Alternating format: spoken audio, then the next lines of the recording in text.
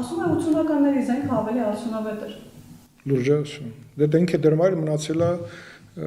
շատ հեռու իրականությունից։ Երևի Հնդկաստան շատ է թռնում եւ այնտեղից է տեսնում Հայաստանում կատարված աշխատանքները։ Ես գիտեմ քա գնում Հնդկաստան, ինչա գնում Ռուսաստան սիստեմա ընկերությունում իր գործառույթները իրականացնելու։ Եթե որտեղ այնտեղ հետաքրքրություններ ունի ֆինանսական։ Հնդկաստան ինչա գնում, չգիտեք, երեք վարչապետը խոսում էր ինչ-որ կղզիների բաների մասին։ Ըստ մամուլի հրապարակումների շատ է խոսվել այդ մասին, բայց մենք իրական բացահայտումներ ենք ուզում։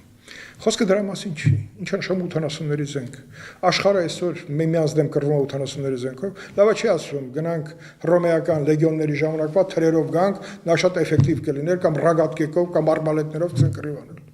Դա Ռոբերտ Քոչյանի մակարդակի մասին է խոսում։ Ինչպես հայերեն չսովորեց, այնպես էլ տրամաբանել չսովորեց։ Այդպես է մեր դժբախտությունը, բայց 10 տարի այդ մարդը եկավ էլ այս երկիր։ Ուրիշ բան լինելով ոչ լեգիտիմ։ 4 անգամ պարտվելով Դեմիրճյան ազգանունը կրող ընտանիք։